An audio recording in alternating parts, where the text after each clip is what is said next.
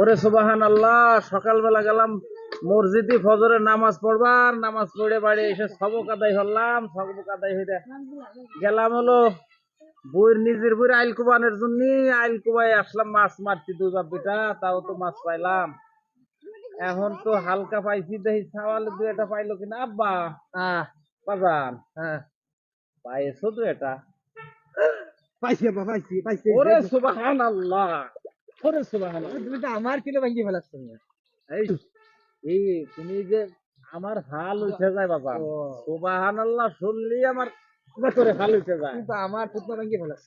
আরে রাগ দেখি, তুই মাছ মারবার আইছিস, সুবহানাল্লাহ কব না? হ্যাঁ, তা বুঝলাম। তা তুমি এই যে ফজরের নামাজ পড়ার পর হ্যাঁ এই যে যে তোমার বুইতে গেলে হ্যাঁ আইল কুবাইলে, হ্যাঁ হ্যাঁ।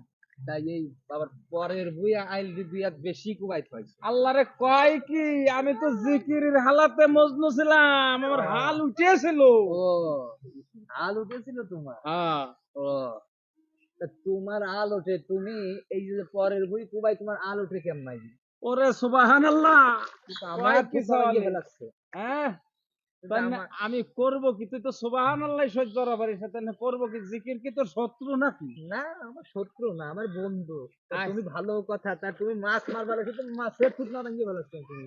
মাছের থুতপা ভাঙতেছি, তাই এনে ওই যে তুই কি জানি একটু আগে কইলি একটা আয়াতের কথা। আল্লাহ কইছে আল্লাহ কইছে, ওয়াবতাগু মিন ফাদলিল্লাহ অযকুরুল্লাহ কাসীরা। কাসীরা। এর এর মানে কি বাবা? এর মানে হলো ওই জায়গায় যাইও তোমার আল্লাহর কথা বেশি স্মরণ রাখতে হবে। ও, তার মানে পরের বই আইল কুবালি অভিনয় নেই। না, অভিনয় নেই।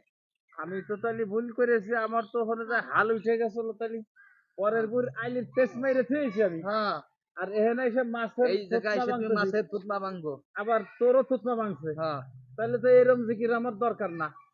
তাহলে এনে থেকে আমি কথা দিলাম, কালকেই হুজুরের কাছে যাব, কোন নিয়মে জিকির করব, সঠিক নিয়মে জিকির করব। এই হাল ওইটা যদি পরের পর আইল দই নাকি দুই এক করে কুবাই, তাহলে যাই কহনে বাবা কত দূর গেল।